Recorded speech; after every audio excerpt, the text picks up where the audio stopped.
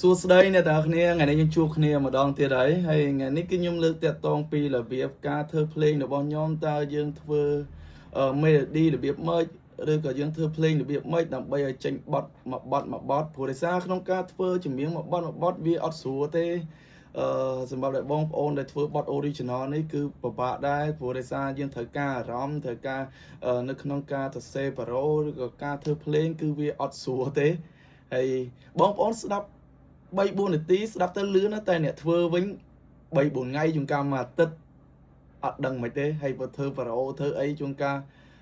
ដូចខ្ញុំនិយាយអញ្ចឹង3-4ថ្ងៃធ្វើអត់ចប់ទេពេលខ្លះដូចខ្ញុំហើយយ៉ាឥឡូវចាំយើងចូលក្នុងកុំព្យូទ័រយើងទាំងអស់គ្នាអូខេឥឡូវយើងចូលមកបញ្ចេញយើងហើយបទនេះកន្លែងនេះខ្ញុំធ្វើ melody សិននើអញ្ចឹងណាជួនកាលអត់មានបារ៉ូទេហើយបទនេះដូចជាយូរដែរសម្រាប់ខ្ញុំដូចជាប្រហែលឆ្នាំហើយខ្ញុំអត់បានធ្វើតែមើលបញ្ចេញមកក៏ជួបបទហ្នឹងចឹងខ្ញុំសម្រេចចិត្តថាខ្ញុំនឹងធ្វើបទហ្នឹងចេញអូខេអាដែលខ្ញុំធ្វើជាត្រាក់នេះអានេះខ្ញុំធ្វើ score ធ្វើអីហើយអញ្ចឹងណាធ្លាប់ធ្វើពីមុនដែរអញ្ចឹងឥឡូវខ្ញុំ skip អានេះចោលសិនចឹងខ្ញុំបង្កើត folder វាមួយសិនអូខេបន្ទាប់ពីខ្ញុំបង្កើត folder មកខ្ញុំតោះមើលអាកវាសិនតើបទហ្នឹងវាអាកអីចឹងខ្ញុំស្ដាប់ melody ជាទូទៅធម្មតាមិនថាខ្ញុំមិនថាភ្ញៀវអីទេគាត់តែងតែផ្ញើ file melody របស់គាត់មកដើម្បីឲ្យយើងធ្វើ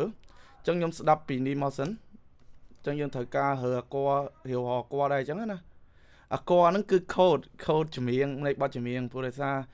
ពេលដែលគេផ្ញើមកគេជួនកាលគេមានតែ vocal មានតែ melody អញ្ចឹងយើងអ្នកបន្ថែមយើងអ្នកធ្វើភ្លេងយើងអ្នកបន្ថែមអាកឬក៏ភ្លេងហ្នឹងឲ្យគេអញ្ចឹងណាចុះអូខេខ្ញុំស្ដាប់សិន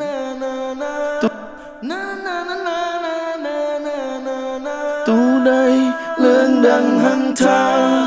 មុនស្រន់ដល់ទេវតាឲ្យជួយកូនចេញចុះអូខេរបៀបបង្កើត instrument ដំបូងយើងម៉ៅស្ដាំមកយើង add instrument មក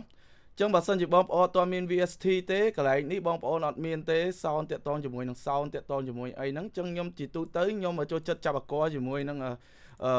sound piano វាស្រួលសម្រាប់ខ្ញុំដើម្បីថាដឹងបទហ្នឹងកអីចឹងណាចឹងឆែកមើលសិនទូដៃលឿងដឹងហង្ថាមុនស្រន់ដល់ទេវតាឲ្យជួយកូនចេញពីជីវិតទង្ខាមិន